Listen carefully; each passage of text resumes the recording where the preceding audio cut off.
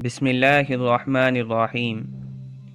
السلام علیکم ورحمۃ اللہ وبرکاتہ۔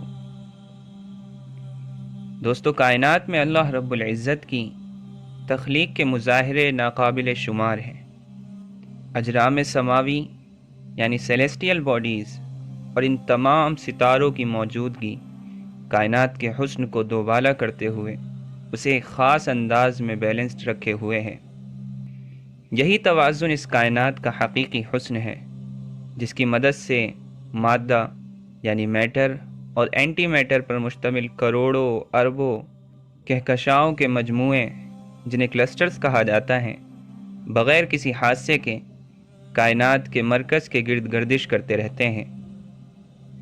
ہماری کہکشاں ملکی وے دراصل ایک چکردار یعنی اسپننگ کہکشاں ہے۔ اس کے 4 بازو ہیں، جن میں موجود کروڑوں ستارے کہکشاں کے سینٹر کے گرد گردش کر رہے ہیں۔ سورج بھی اپنی ساتھی ستاروں کی طرح کہکشاں کے سینٹر سے 30,000 لائٹ ایئر کے فاصلے پر اوریان عام میں واقع ہے اور کہکشاں کے مرکز کے گرد 22 کروڑ سال میں اپنا ایک چکر پورا کرتا ہے۔ سورج کی اس گردش کو اللہ رب العزت نے قرآن مجید میں یوں بیان کیا ہے: اور سورج اپنے لیے مقرر کردہ راستے پر چلتا ہے، یہ راستہ غالب علم والے اللہ کا مقرر کردہ ہے۔ قیامت کے حالات کو بیان کرتے وقت سورج کے بجھ کر بے نور ہو جانے اور اس کی حرکت رک جانے کے بارے میں اللہ رب العزت نے قرآن مجید میں فرمایا ہے: اذا الشمس کورت، جب سورج لپیٹ کر بے نور کر دیا جائے گا۔ سورج کی طرح چاند بھی اپنے متعین راستے پر مصروف سفر ہے۔ اللہ تعالیٰ فرماتا ہے: الشمس والقمر بحسبان، سورج اور چاند معلوم اور مقررہ فلکیاتی حساب کے مطابق حرکت کر رہے ہیں۔ چاند کی روشنی سورج کی دین ہے۔ جس طرح زمین سورج کی دھوپ سے منور ہوتی ہے، اسی طرح چاند بھی سورج ہی کی دھوپ سے روشن ہوتا ہے۔ اللہ تبارک و تعالی نے علم و عرفہ سے عاری دور کے نظریات کے خلاف قرآن مجید میں سورج کے لیے روشنی دینے والا اور چاند کے لیے روشن کیا جانے والا کے الفاظ استعمال کیے ہیں۔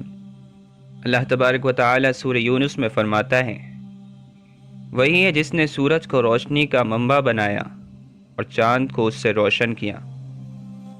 آگے سورہ حامیم سجدہ میں اللہ تعالی ارشاد فرماتا ہے: ہم ان قریب انہیں اپنی نشانیاں اطراف عالم میں اور خود ان کی ذاتوں میں دکھا دیں گے، یہاں تک کہ ان پر ظاہر ہو جائے گا کہ اللہ تبارک و تعالی ہی حق ہے۔ کیا آپ کا رب آپ کی حقانیت کی تصدیق کے لیے کافی نہیں ہے کہ وہی ہر چیز پر گواہ بھی ہے؟ جن نشانیوں کے اظہار کے بارے میں اللہ تعالی نے اس آیت میں بتایا ہے، سورج گرہن اور چاند گرہن بھی انہی میں سے ہیں۔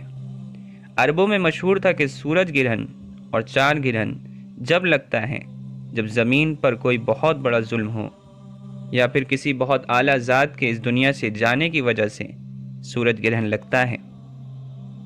چنانچہ جب آپ صلی اللہ علیہ وسلم کے صاحبزادے حضرت ابراہیم علیہ السلام اس دنیا سے گئے تو اچانک آپ کے اس دنیا کے جانے کے بعد سورج گرہن ہو گیا۔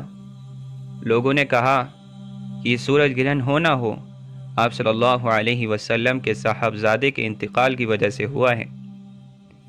رسول اللہ صلی اللہ علیہ وسلم اس پر غصہ ہو گئے اور آپ صلی اللہ علیہ وسلم نے اس کو ایک وہم قرار دیا۔ چنانچہ حضرت ابن عمر رضی اللہ عنہما سے روایت ہے کہ نبی کریم صلی اللہ علیہ وسلم نے فرمایا: سورج اور چاند کو کسی کی موت اور زندگی کی وجہ سے گرہن نہیں لگتا، بلکہ یہ اللہ کی نشانیوں میں سے 2 نشانیاں ہیں، جب تم انہیں دیکھو تو نماز پڑھا کرو۔ حضرت ابو موسیٰ رضی اللہ عنہ نے فرمایا: سورج کو گرہن لگا تو حضور نبی کریم صلی اللہ علیہ وسلم پر ایسی کیفیت طاری ہوئی جیسے قیامت آ گئی ہو۔ پھر آپ صلی اللہ علیہ وسلم مسجد میں تشریف فرما ہوئے اور نماز پڑھی، بہت ہی لمبے قیام، رکوع اور سجود کے ساتھ۔ میں نے آپ کو ایسا کرتے ہوئے کبھی نہیں دیکھا، اور فرمایا کہ یہ نشانیاں ہیں جن کو اللہ تعالیٰ بھیجتا ہے یہ کسی کی موت یا زندگی کی وجہ سے نہیں، بلکہ اللہ تعالیٰ اپنے بندوں کو ڈراتا ہے جب تم ایسی کوئی بات دیکھو تو اللہ کے ذکر، دعا اور استغفار کی طرف دوڑا کرو۔ زمین پر سورج گرہن اس وقت ہوتا ہے جب چاند گردش کے دوران سورج اور زمین کے درمیان میں آ جاتا ہے، جس کے بعد زمین سے سورج کا کچھ یا پھر پورا حصہ نظر نہیں آتا۔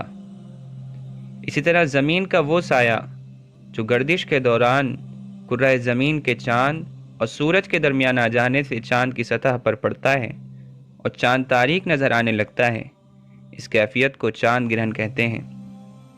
قدیم مذاہب میں سورج گرہن اور چاند گرہن کے متعلق عجیب و غریب قصے مشہور تھے، جبکہ قرآن مجید نے اسے اللہ کی نشانی قرار دیا اور رسول اللہ صلی اللہ علیہ وسلم نے نماز کسوف و خسوف ادا کر کے بتایا کہ اس کیفیت میں سورج اور چاند کی حرکت معمول سے ہٹ کر ہے، جو اللہ کی نشانی ہے اور قیامت کا منظر ہے۔